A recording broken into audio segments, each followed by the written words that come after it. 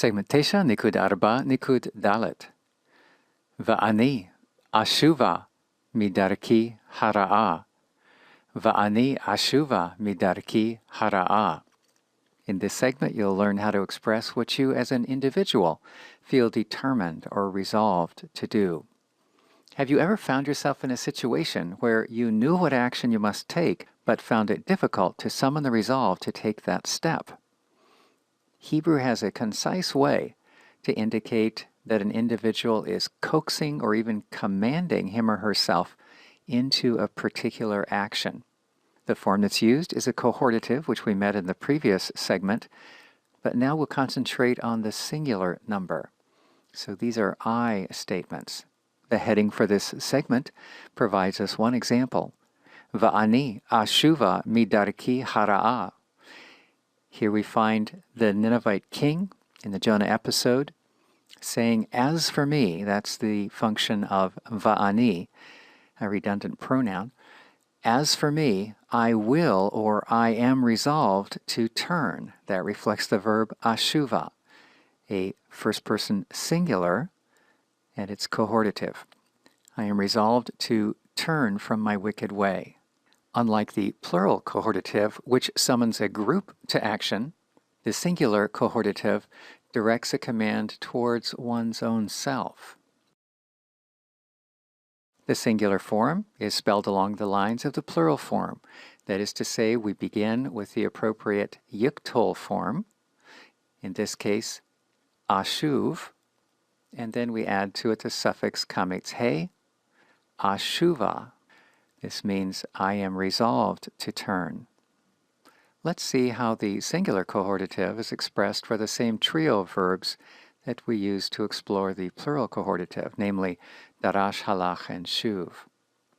Edrash becomes edrasha. Elech becomes elecha. Ashuv becomes ashuva. Capturing the connotation of a cohortative can prove to be one of the richest recoveries that you'll be able to do with your grasp of Biblical Hebrew. I hope this example from Psalm 108 demonstrates that fact to you. Notice how it reads, Nachon libi Elohim, that means my heart is firm, O God. And now comes the cohortative, Ashira. There is another cohortative, Va'azamra. And the last line, Af kavodi.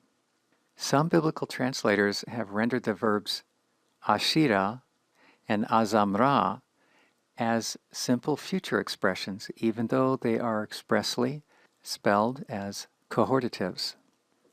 When rendered simply as futures, they indicate I will sing and I will make music.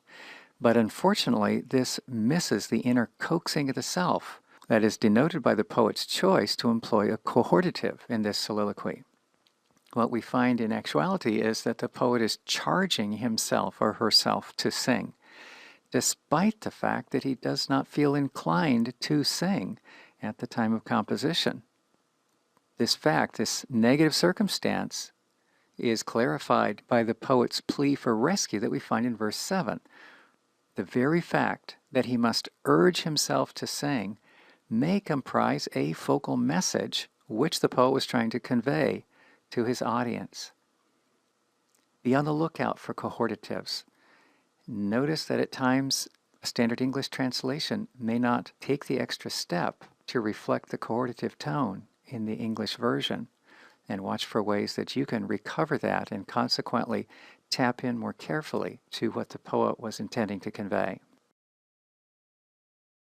As we conclude this study of the cohortative, it'll be important to expand your menu of options by adding 3 more possible meanings. So far, we've seen that in the plural, the cohortative can serve to summon a group to action. We've seen that it can express resolve. Additionally, letter C, at times, the notion of a strong desire conveyed by a cohortative will amount to a request for permission, not a statement of resolve. Read over this paragraph and in particular focus on the excerpt from Deuteronomy 2, which reads, E'ebera ve'artzecha. E'ebera ve'artzecha. Here we find the meaning, let me or permit me to pass through your land, rather than I am determined to pass through your land. So we see here, it's best to recognize this cohortative as a request for permission, not a statement of resolve. Letter D, in some usages, it won't be possible to detect in a given cohortative any of the earlier meanings that we've treated. Instead, some cohortatives convey a tone of doubtfulness, a tone of uncertainty. As you read over this paragraph, give particular attention to the excerpt from Exodus 32, which reads, Ulai achapera, Ulai achapera. Perhaps I can make atonement, rather than I am resolved to make atonement.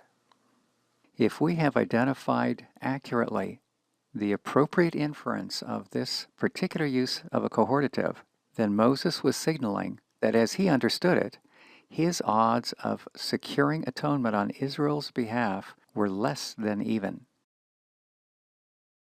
Option E continues the theme seen in option D, namely uncertainty or dubiety. In particular now, when the cohortative follows a vav copulative. Notice this in the example from 1 Kings 22, which reads, Ha'ein po navi ladonai, v'nidresha me'oto. Ha'ein po navi ladonai, v'nidresha me'oto.